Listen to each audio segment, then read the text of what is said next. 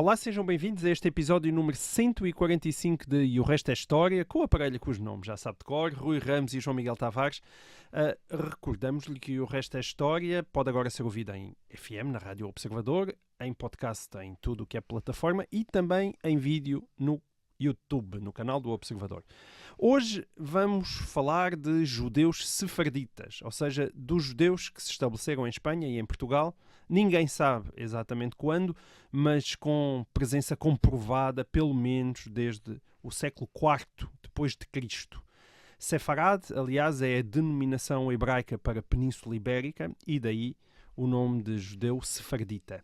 Ouvintes como o Nuno Inácio ou o Francisco Martins já nos tinham pedido para contar a sua história e nos últimos tempos os judeus sefarditas têm estado nas notícias a propósito da polémica lei que atribui a nacionalidade portuguesa aos seus descendentes.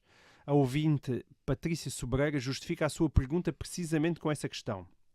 Com a notícia da atribuição da nacionalidade portuguesa a Roman Abramovich, será que nos podem contar um pouco mais da história dos judeus sefarditas em Portugal? Mas uma outra ouvinte, a Joana Silva, vai até um pouco mais longe e pede uma abordagem mais completa da questão judaica. Qual é, afinal, pergunta ela, o problema com os judeus? Foram socialmente segregados, expulsos de territórios e países e vítimas de massacres ao longo de toda a sua existência? Que características é que os judeus têm que os distinguem tanto de outras religiões ou etnias e porque é que estas características são condição suficiente para os horrores a que foram sujeitos? Bom, evidentemente isto é uma pergunta tão vasta que nem 20 horas de conversa chegariam. Pá, Rui, tu tens para aí mais ou menos 20 minutos. Consegues embrulhar ou desembrulhar tudo isto? Não sei para onde é que exatamente queres começar. Vamos começar pela expulsão dos judeus. Começou com a assinatura do decreto pelo rei Dom Manuel, 5 de dezembro de 1496. Eu disse expulsão dos judeus porque é assim que nós falamos desse decreto, mas de facto não é uma expulsão. Sim, o decreto diz que os judeus, e também os muçulmanos, aliás, devem converter-se ao cristianismo ou sair do reino até outubro de 1497, portanto, até outubro do ano seguinte. O objetivo, de facto, não era expulsar, mas era converter, e isso tornou-se mais óbvio no ano seguinte, em 1497, quando se ordenou o batismo à força de todas as crianças judias com idades inferiores a 14 anos, foram retiradas dos pais, portanto, foram retiradas aos pais e foram batizadas. Depois... Uma barbaridade, não é? Não era o tempo em que o Estado ainda era separado da religião não e era, da igreja, não era não é? esse bem. Sim, mas isto é uma religião muito... Enfim, vou falar disto à frente. Isto é muito uma religião do Estado. Isto é o Estado, não é a igreja a funcionar aqui. É o Estado. É o rei que está a decidir estas coisas. Não é a igreja. Depois, no ano seguinte, em 1497, ainda se inventou que quem tivesse de sair do país tinha saído por Lisboa, portanto era obrigado a sair pelo Porto de Lisboa, e quem depois apareceu em Lisboa, segundo as crónicas, ainda foi obrigado a converter-se. Portanto, provavelmente muito poucos acabaram por sair. Mais do que uma expulsão, houve uma conversão forçada destas populações judaicas ao cristianismo. E 2 anos depois de 1497, em 1499, Dom Manuel chegou ao ponto de proibir a saída do reino àqueles que tinham sido convertidos à força. Portanto, os judeus que tinham sido convertidos à força ficaram proibidos de sair do reino. Portanto, foi uma conversão forçada, depois com o acrescento de que não podem sair. Isto é, de que não podiam sair. Portanto, este foi o objetivo do rei, foi, na prática, reter aquela população, obrigando-a a converter-se ao cristianismo e depois impedindo a sua saída, provavelmente com a ideia de que, se eles pudessem sair, iriam renegar a conversão a que tinham sido Portanto, a ideia em Portugal forçados. Nunca foi expulsar os judeus sefarditas. A ideia de Portugal foi obrigá-los a converterem-se ao cristianismo. Ao contrário de Espanha. Em Espanha, sim, há uma expulsão. Os reis católicos, que é assim que se chamam Isabel de Castelo e Fernando de Aragão, esses sim, em 1492, portanto 4 anos antes da expulsão portuguesa, tinham expulso os judeus. E, de facto, eles foram expulsos. E não foram convertidos à força, foram expulsos. Muitos tinham vindo para Portugal. Portanto, Portugal tinha, nessa altura, uma população judaica aumentada por aqueles que tinham, pelos judeus que tinham vindo de Castela, sobretudo de Castela, de Aragão e de Castela, mas que tinham saído, isto é, que tinham sido obrigados a sair. Aliás, a razão que se dá para Dom Manuel ter tomado, o rei Dom Manuel ter tomado esta decisão de 1496 de, enfim, forçar a conversão, é que ele tinha como objetivo, nessa altura, casar-se com a filha dos reis católicos, com a esperança de vir a tornar-se o herdeiro dos tronos de Castela e de Aragão.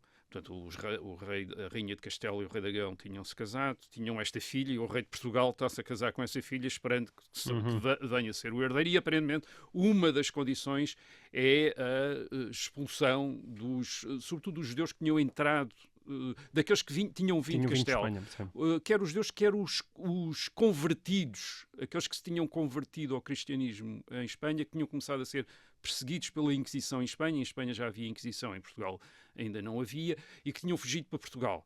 E, portanto, aparentemente tinha-se colocado, a própria infanta de Castela tinha colocado como condição para casar com o rei de Portugal, o rei de Portugal tratar desse problema aí. Onde o rei de Portugal tinha ido à frente dos reis de Castela é na expulsão dos muçulmanos, que em Portugal só vai acontecer, em Castela só vai acontecer em 1502, e em Portugal acontece na altura em que se expulsam os judeus. Portanto, os muçulmanos também são obrigados a sair.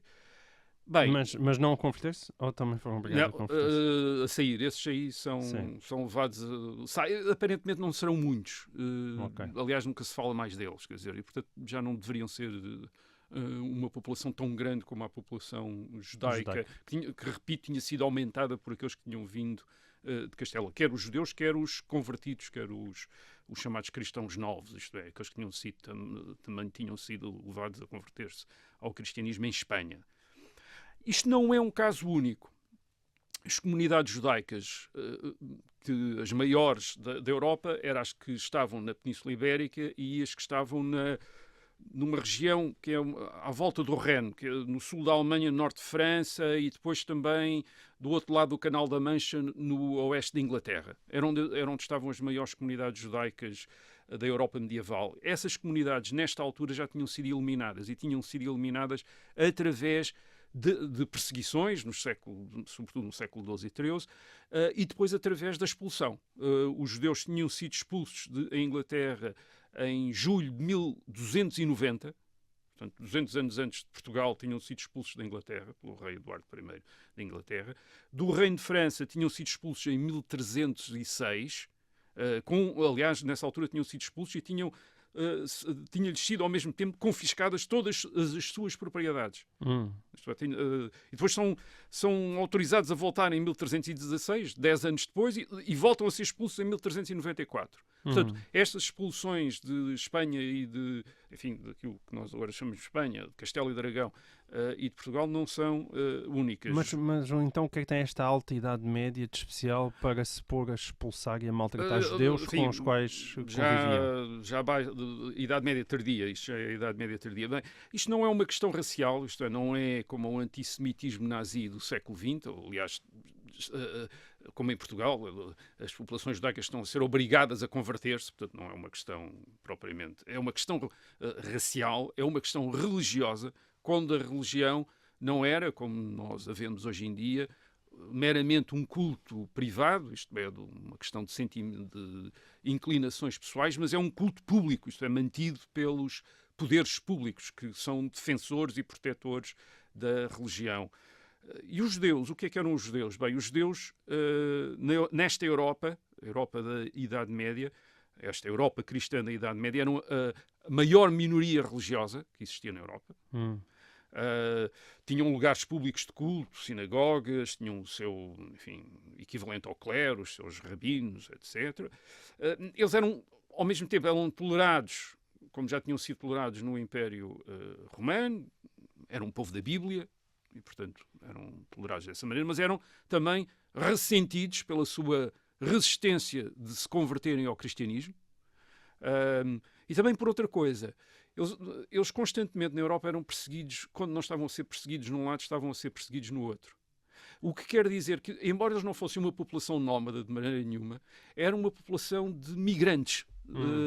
Geralmente os judeus que estavam no país tinham origem noutro país e às vezes uma origem recente. Isto é como eu disse, uma parte dos judeus que estavam em Portugal no fim do século XV tinham vindo de Espanha. Certo.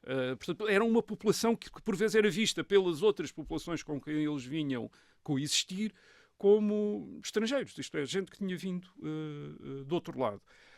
Isto é uma explicação para as perseguições e para os episódios de intolerância que eles tinham sido sujeitos até então. Neste fim da Idade Média, o que é que há de novo para estas expulsões, isto é, estas tentativas de os eliminá-los enquanto comunidade religiosa? Eu acho que tem a ver, em primeiro lugar, com movimentos de renovação do cristianismo no sentido de uma devoção mais intensa, que acontece nesta época em vários países da Europa, às vezes incentivados por novas ordens religiosas, como por exemplo os frades dominicanos, que estão muito associados até a episódios de perseguição aos judeus. Para aqueles que se entusiasmavam com estas novas devoções, com esta ideia de viver um cristianismo mais intenso, os judeus representavam um perigo. Porquê? Porque era uma comunidade que estava ali e que de alguma maneira quebrava a homogeneidade necessária para uma salvação coletiva. A salvação não era apenas individual, era de toda a comunidade. E de repente havia ali, alguém que não fazia parte desta comunidade cristã, que aspirava à pureza da vivência da fé e à intensidade da vivência da fé. Portanto, muitas destas perseguições nesta época e até pressões para a expulsão dos judeus vêm da população. Aliás, as autoridades públicas frequentemente têm de proteger os judeus contra movimentos populares contra os judeus. Certo. Isso acontece em Portugal, aliás, nesta época. E depois há digamos, é o movimento contra os judeus vindo de baixo. E depois há um movimento vindo de cima também. Eu disse, as autoridades, os reis, de vez em quando protegiam os judeus, até falavam dos meus judeus, como se os judeus fossem quase propriedade dos reis. Mas também havia nesta época um interesse em eliminar estas minorias religiosas. E porquê? Em grande medida porque se estão a formar no Ocidente grandes monarquias territoriais, neste fim da Idade Média. A Alta Idade Média, o Ocidente tinha sido muito repartido, épocas feudais, muitas unidades territoriais. Agora estão-se a formar as grandes monarquias, a monarquia de França, a Inglaterra, mesmo Portugal.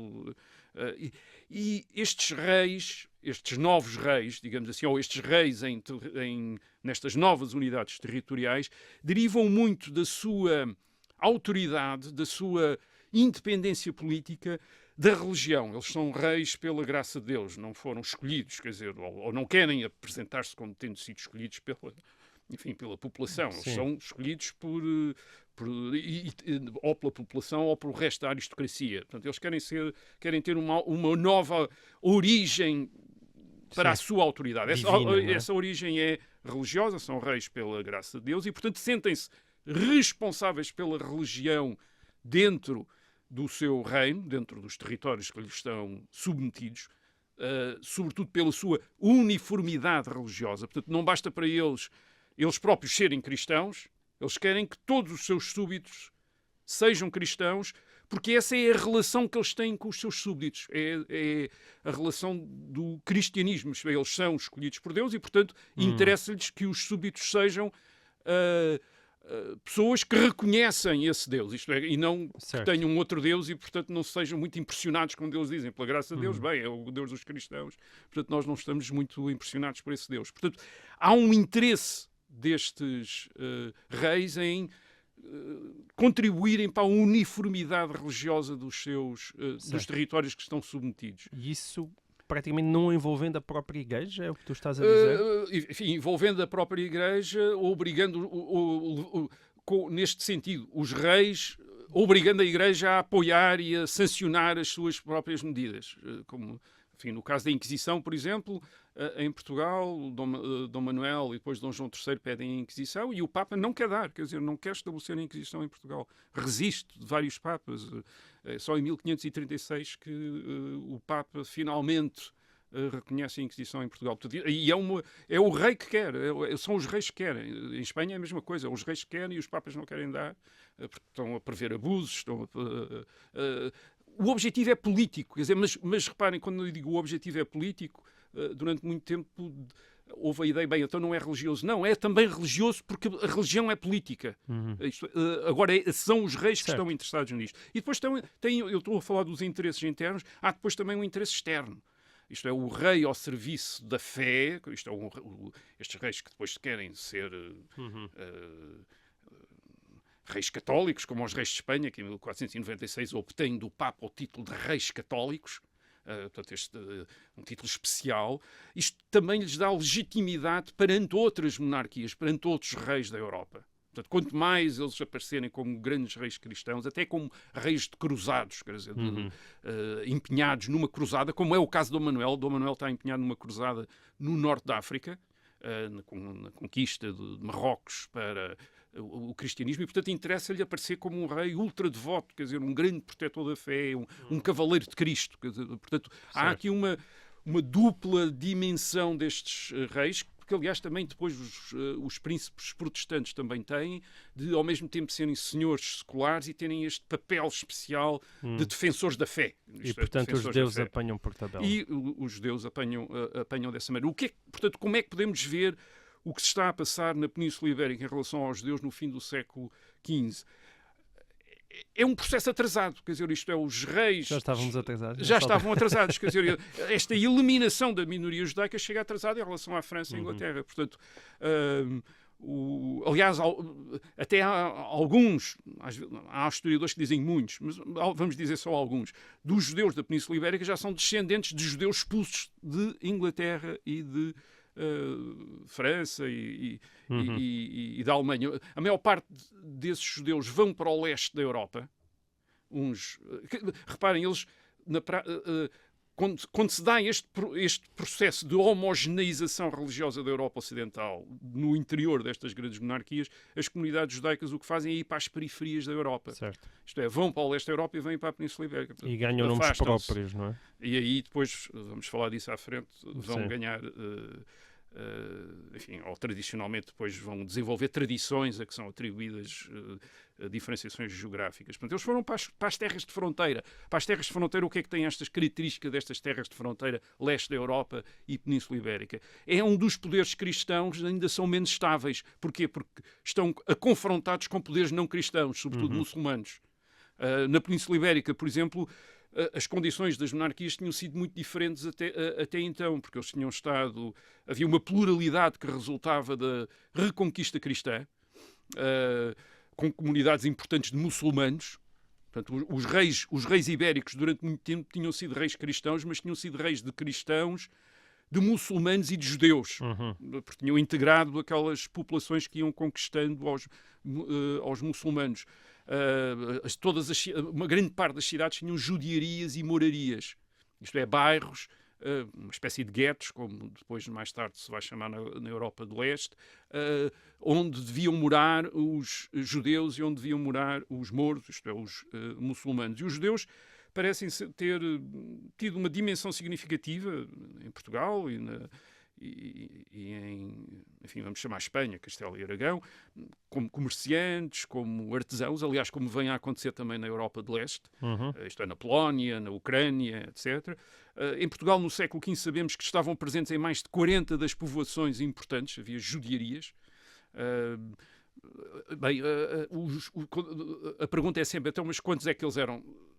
É muito difícil, não é nada fácil responder a essa pergunta. Não há estatísticas, não há recenseamentos da população na Idade Média. Portanto, é sempre aproximadamente que se tenta perceber isso. Os historiadores admitem que possam ter sido 30 mil pessoas, para aí, numa população de 1 milhão. Isso ainda é significativo. Enfim, ainda é... Eles têm e-mails... Diz que é 4, 5%. É. eles têm meios, por exemplo, sabemos que em 1478, portanto 20 e tal anos antes da expulsão, o rei, nessa altura o rei Dom Afonso V, lança um tributo sobre todo o país, e 1/5 desse tributo é pago pelos judeus. Portanto, quer dizer que havia meios, a não ser que tivessem sido especialmente alvejados, digamos, pelo fisco, mas provavelmente tinham meios. E depois tinham também uma certa atividade. Sabemos, um dos primeiros livros impressos em Portugal, portanto, em tipografia, um Pentateuco, a Bíblia hebraica, em caracteres hebraicos, em 1487, em Faro. Portanto, estas comunidades tinham uma vida intelectual também. Na Europa Ocidental, nesse século XV, era na Península Ibérica que havia mais judeus. E havia tantos que portugueses e espanhóis eram olhados com desconfiança pelos europeus do Norte. Há uma citação que eu não fui confirmar, mas admito que esteja correta, de Lutero, em 1537, em que ele diz que os espanhóis são todos marranos e mamelucos, isto é, judeus e muçulmanos, porque já espantava para estas populações do Norte esta pluralidade que existia no Sul. Portanto, digamos que no século XV, com estas expulsões e conversões à força, o que as monarquias e as sociedades ibéricas estão a fazer é a europeizar-se, a modernizar-se.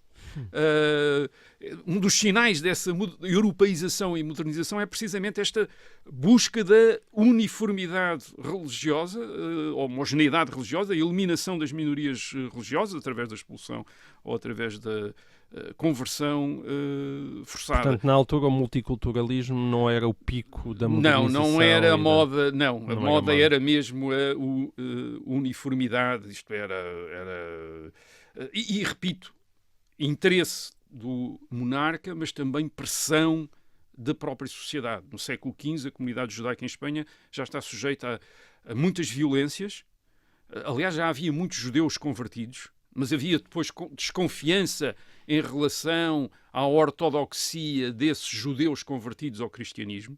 Isto é, são suspeitos de que depois de se terem batizado continuam a, como se dizia, judaizar, isto é, praticar rituais. Que era a acusação mais habitual. Portanto, da Inquisição. E reparem, aí já entravam numa categoria já especial, que era de hereges. Isto é, cristãos batizados que estavam a judaizar. Portanto, aí eram hereges. E é aí que caem sobre a alçada da Inquisição, que os reis de Castelo e Aragão pedem ao Papa, e que é estabelecida em, vamos falar de Espanha, só para simplificar, em 1478. Aliás, é a perseguição inquisitorial em Espanha que faz muitos conversos castelhanos, portanto, judeus convertidos ao cristianismo, a refugiarem-se no reino de Portugal na década de 1480. O Damião de Góis, que é já um cronista do século XVI, fala em 20 mil famílias, isso seria um número enorme, mais de 100 mil pessoas.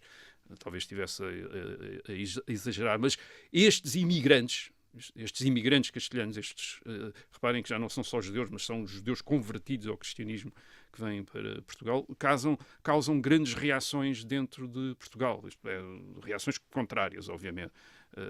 Aliás, porque alguns voltavam a ser judeus em Portugal, pelo menos dizia-se isso, o que levou o Dom João II, antes de Dom Manuel, a proibir a sua entrada, em 1488, em 1493 já tinha havido proibição da entrada destes imigrantes castelhanos, obrigação deles saírem, etc. E o Dom Manuel expulsou-os outra vez também. Portanto, antes da expulsão, aliás, dos judeus, há a expulsão dos judeus convertidos ao cristianismo vindos de Espanha. E que são considerados hereges. Portanto, o rei está a expulsar... Portanto, havia uma séria questão judaica já em Portugal há muitos anos, não é? Não é uma coisa caída do céu. E os convertidos portugueses, portanto, a todos aqueles judeus que são depois obrigados a converterem-se ao cristianismo, não vão ter vida fácil. É verdade que o rei Dom Manuel, curiosamente, promete isentá-los de Inquisição durante 20 anos. Portanto, ele esforça-os a converterem-se e depois diz: eu não vou fazer nenhumas diligências para estabelecer um tribunal para inquirir depois sobre a vossa o zelo com que vocês são cristãos. Que é uma coisa que parece um pouco absurdo, não é? Uma espécie de burocracia religiosa. Não, mas dá-lhes quase a entender, enfim... Sim, podem continuar. Continuar, que eu não vou perguntar. Isto é o que ele promete em 1497. A verdade é que eles, obviamente, ficam identificados, como cristãos novos. Em Lisboa há o tal massacre de 1506. Dia 19 de Abril, não é? Dia Portanto, 19 de Abril. acabou agora de fazer 516 anos. Exato. Está lá assinalado no Recio, ali ao pé da igreja de São Domingos. Diz que Uma cerca brutalidade, de 2.000 destes cristãos novos, portanto não são judeus já, são cristãos novos, isto é, judeus convertidos teriam sido massacrados curiosamente não apenas pela população baixa de Lisboa, como a plebe lisboeta, como é referido ou indicado nas fontes, mas também por muitos marinheiros da Holanda e da Alemanha que estão em Lisboa e que participam e são, portanto, nesses países havia muito mais, enfim, zelo contra estas populações, contra estas minorias, do que propriamente em Portugal. O rei Dom Manuel não está em Lisboa quando isto acontece, quando sabe, manda executar os líderes do massacre, portanto ele reage violentamente, mas de alguma maneira, enfim, em 1516 faz o primeiro pedido ao Papa da Inquisição, mas a verdade é que durante quase 40 anos, até 1536, quando vem a Inquisição, de facto os judeus não têm, os judeus convertidos ao cristianismo em Portugal não são incomodados pela Inquisição. É em 1536 que ela chega.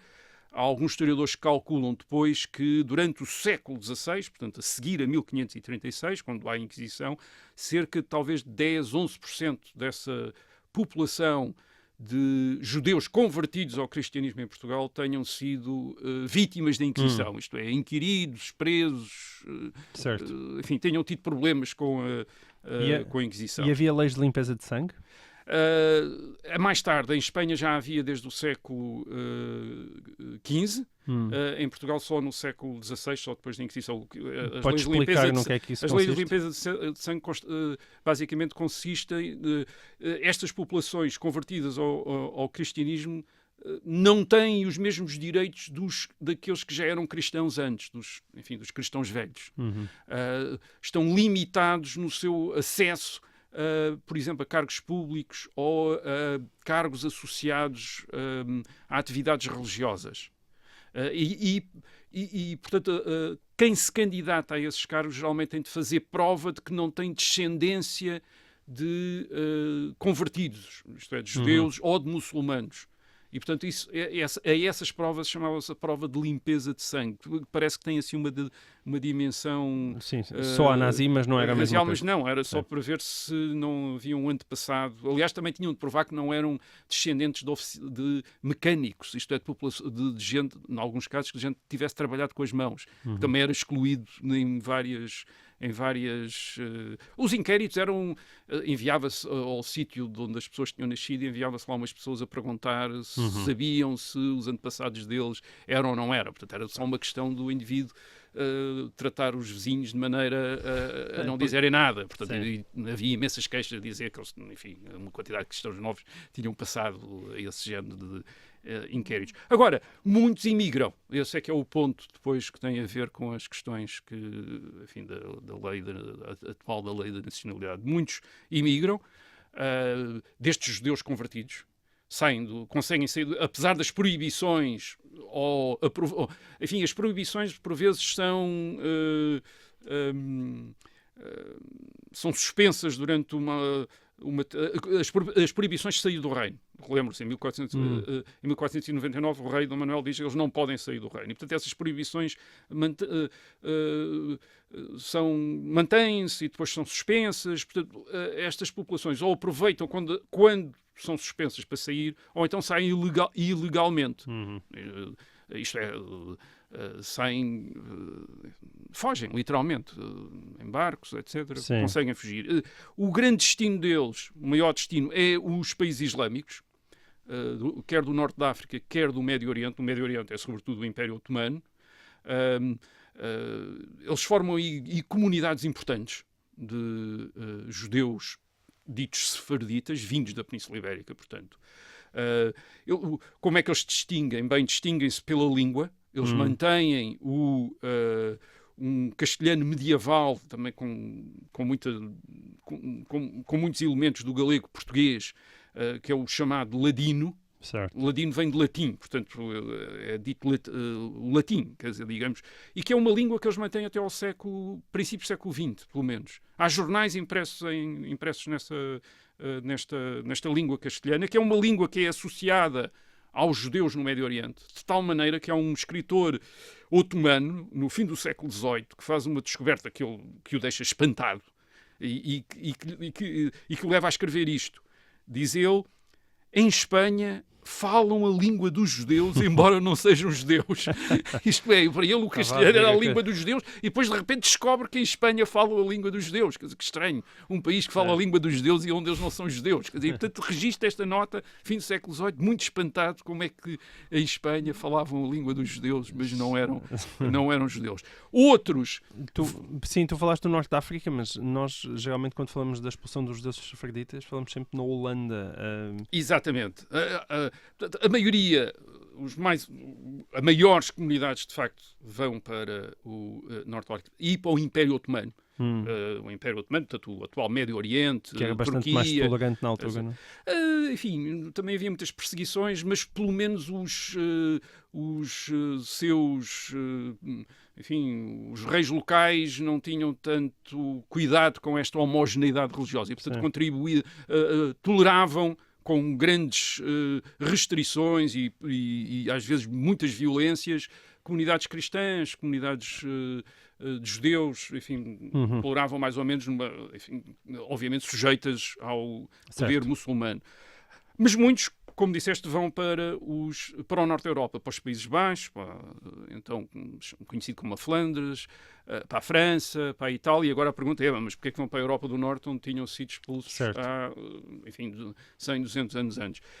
É que nos séculos XVI e XVII há uma mudança na Europa do Norte, e essa mudança tem a ver com a Reforma Protestante. A Reforma Protestante não é mais tolerante para com os judeus, só que a Reforma Protestante falha. Isto é, não consegue converter todos os cristãos ao protestantismo, enfim, àquilo que nós hoje chamamos o protestantismo.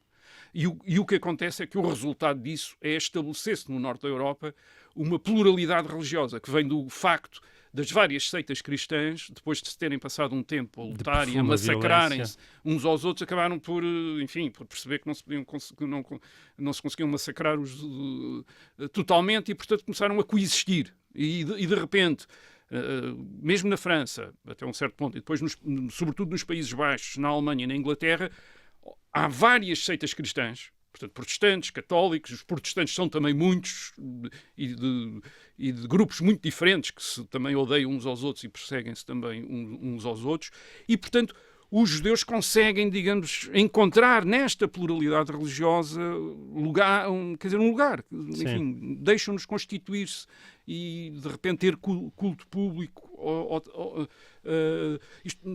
Porquê? Porque deixou de se exigir esta uniformidade religiosa, mas, repito, não é o resultado de uma maior tolerância, mas é o resultado de incapacidade de eliminar os adversários e é aproveitado pelos judeus. Por exemplo, em Inglaterra, os judeus são readmitidos outra vez em 1657 por Oliver Cromwell, portanto, durante a República Inglesa, Commonwealth. Bastante violenta.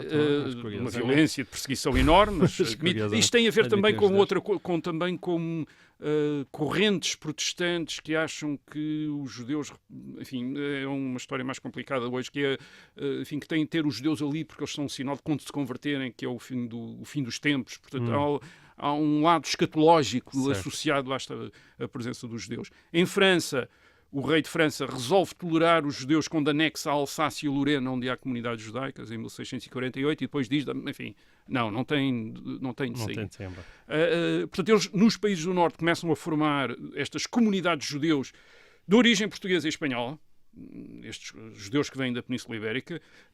Nos Países Baixos, na Holanda e a atual Bélgica, na Holanda, eles continuam, aliás, estas comunidades continuam relacionadas com Portugal, porque eles estão muito interessados no comércio do Império Português com a Índia e com o Brasil nos séculos XVI e XVII, e daí, durante muito tempo, manterem o português como língua até nas sinagogas. Aliás, eles na Holanda, todos os judeus se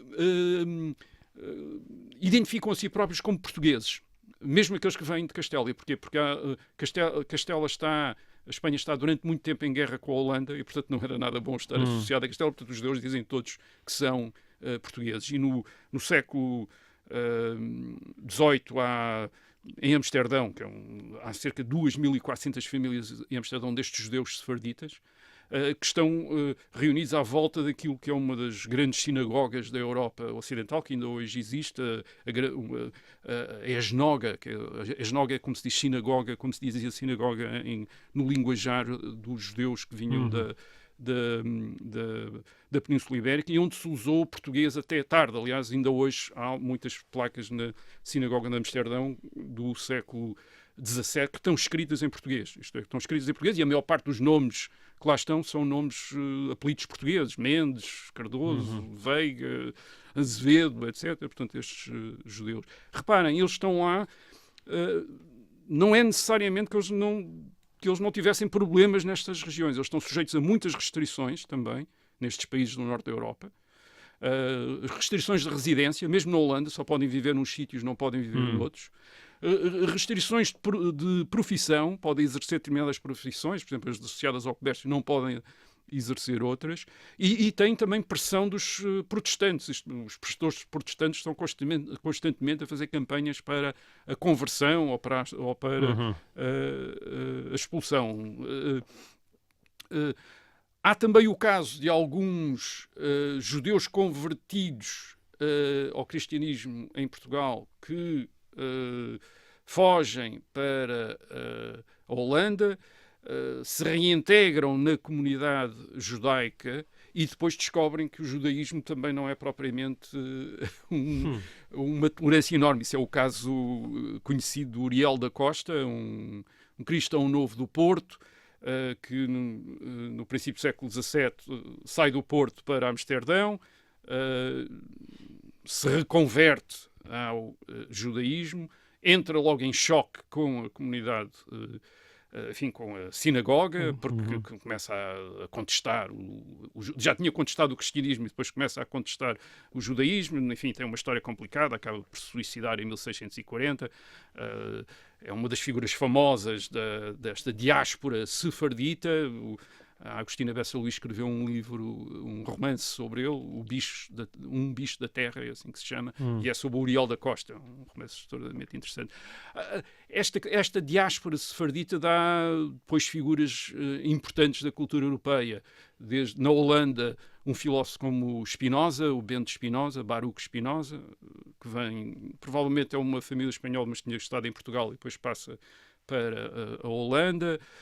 David Ricardo, um dos grandes economistas liberais na Inglaterra do princípio do século XIX, descendente de judeus sefarditas portugueses, esse aí é português. Ou o primeiro-ministro britânico, dos mais famosos primeiros-ministros britânicos da segunda metade do século XIX, Benjamin Disraeli, descendente de judeus sefarditas portugueses, é descendente do Fernando Cardoso, nascido em Trancoso, quer dizer, portanto, Benjamin Disraeli, que é o líder do Partido Conservador e um dos grandes primeiros ministros do tempo da Rainha Vitória. Em França também há figuras importantes da política, por exemplo, depois da guerra, um primeiro-ministro francês, socialista, também muito conhecido, Pierre Mendès Mendes, descendente de judeus portugueses também. Aliás, até vem a Portugal tentar descobrir, em determinada altura, ver as suas origens. Estes judeus oriundos da Península Ibérica mantêm o quê? Da Península Ibérica mantêm estes nomes, estes apelidos.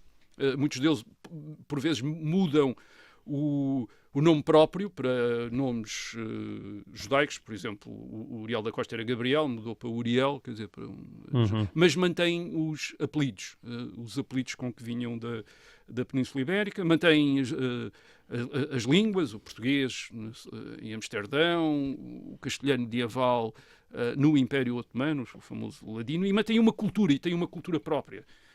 Isto é uma cultura que está associada àquilo que eles chamam Sefarad, que é a designação que eles dão à Península Ibérica. Não é a tradução de Península Ibérica, atenção, é uma designação da Península Ibérica. E a partir do século XVII começam a contrastar-se com os judeus que também estão a voltar à Europa Ocidental, vindos do leste, Portanto, eles fugiram para o leste nos séculos XII, XIII, a fugirem às perseguições na Europa Ocidental, e depois, no século XVII, XVIII, começam a vir para a Europa Ocidental por causa das perseguições no leste, e que chegam, e que são judeus que vêm de uma cultura diferente. Têm uma cultura diferente. Os chamados Ashkenazi, não é? O chamado Ashkenazi. A Ashkenazi é a designação que se dá para a Alemanha, que os judeus dão àquilo que nós hoje chamamos a Alemanha. Portanto, o que temos é judeus ibéricos e judeus alemães, digamos assim, e que falam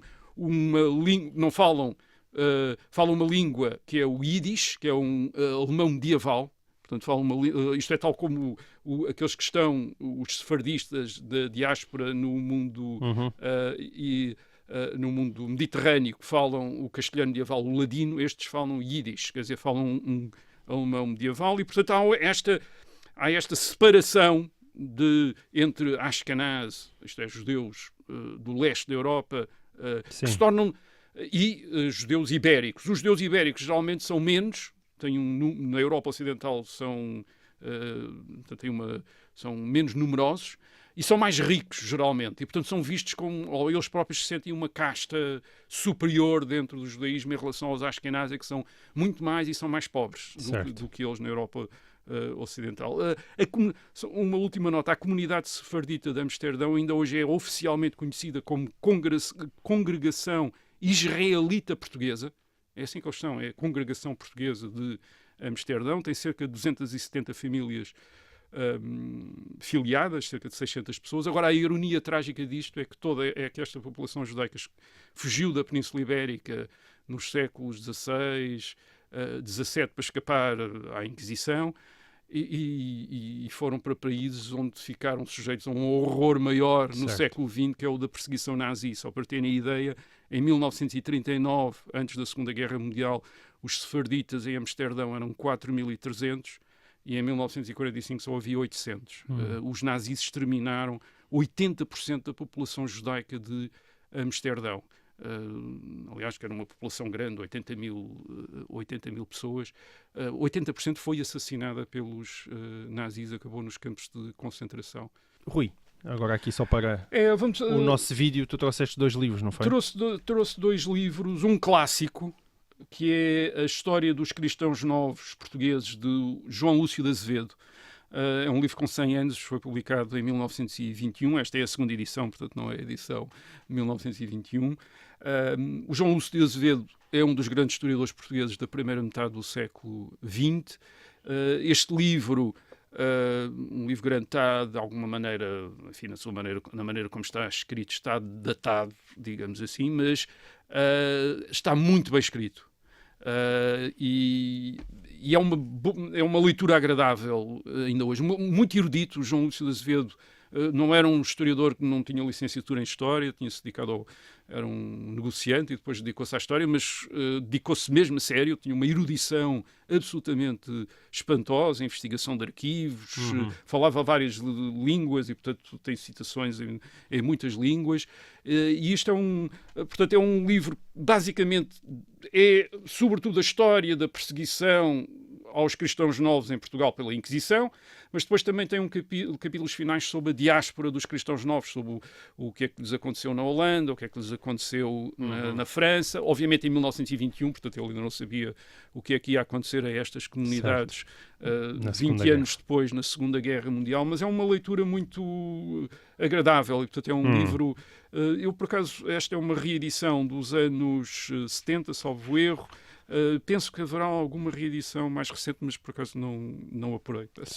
Não ter apurado isso. Portanto, é a História dos Cristãos Novos Portugueses, João Lúcio de Azevedo. Isto é uma edição, enfim, já escutada, da Livraria Clássica Editora. Portanto, isto é um clássico. E depois trouxe também um livro mais recente, portanto, de alguma maneira uma introdução ou permite uma introdução às investigações mais recentes. Chama-se As Comunidades Sefarditas e a Nação Portuguesa de Antuérpia, nos séculos XVI e XVII. A autora é a Florbela Veiga Frade, é uma edição das edições Colibri. Isto é um livro publicado em 2021, portanto, o ano passado. Portanto, é um estudo sobre a chamada nação portuguesa, portanto, todos os portugueses comerciantes que estavam, sobretudo comerciantes que estavam em Antuérpia no século XVI, 500, 600 portugueses, e depois, especialmente nessa nação portuguesa, aqueles que eram sefarditas, quer dizer, isto é, aqueles que eram judeus ou que tinham sido cristãos em Portugal e que se tinham convertido ao judaísmo quando tinham ido para a Holanda. Certo. Portanto, muitos Veigas, Azevedos, etc. Tendo em conta o apelido da historiadora, não é? Sim, e dá também uma ideia da maneira como eles estavam organizados. E é uma coisa curiosa, o livro, que é uma tese de doutoramento publicada, tem listas de nomes, quer dizer, listas de nomes, e depois tem fotografias das casas deles, que ainda existem em Amsterdão. Sim. Algumas das casas enormes, quer dizer, palacetes. Quer dizer, isto era mesmo, esta comunidade de judeus portugueses era muito rica. A Amsterdão, muitos deles eram imensamente ricos, quer dizer, eram muito poderosos, tinham relações internacionais, eram Sim. negociantes internacionais muito bem relacionados, incluindo no Império Português, onde eles funcionavam como famílias de comerciantes estabelecidos em vários pontos do mundo, comerciando, e, portanto, ainda hoje é visível a riqueza deles e a importância que eles tiveram. Portanto, e a falta que fizeram também ao país, possivelmente. O João Lúcio de Azevedo, curiosamente, relativiza isso. Isto é, relativiza isso. Diz que isto é, não é muito difícil associar necessariamente era aquela ideia que havia, nós tínhamos tornado pobres depois da expulsão. Bem, primeiro não foi uma expulsão, foi uma conversão forçada. Sim. A maior parte deles ficaram cá. E depois a Inglaterra e a França expulsaram-nos e não ficaram pobres por causa disso. Portanto, não é essa a sociedade. Não é... E além disso, eles continuaram a ter relações com Portugal. Isto é, estas famílias sefarditas têm, portanto, fazem, enfim, não digamos, fazem parte da economia do Império Português, porque continuam a tratar com Portugal e a tratar de negócios portugueses. Aliás, há muitos portugueses que não são fugitivos, que estão também neste caso em Antuérpia, que estão em Antuérpia a comerciar. É uma comunidade bastante importante. Nós temos a mania de associar atrás as expulsões, não é? Dos jesuítas também, portanto, dos judeus. Sim, temos a fazer essas ligações. Expulsámos os melhores, digamos Isso é uma ideia curiosa, que é a ideia de que o nosso nível de desenvolvimento em determinada altura, ou a nossa riqueza em determinada altura, podia ter dependido ou não de um ato político. Quer dizer, enfim, há uma ideia, é algo que nós gostaríamos de acreditar, de Deus, quer dizer, que nós gostaríamos. Sim, tem impacto, obviamente, mas não tão grande como se diz. É aquela causa. Muito bem. Infelizmente. Olha, para comprovar aquilo que tu disseste, há uma edição nova da História dos Cristãos Novos Portugueses, do João Lúcio de Azevedo, aliás, tão nova, que é de 2022. Portanto, ora, muito bem. Ela acabou de sair, precisamente na Clássica Editora, mas já com uma capa completamente diferente. Então, enfim, trouxe esta edição antiga, mas há uma edição, portanto, nova. Acabada de sair. Então, nós cá estaremos para a semana. Até lá.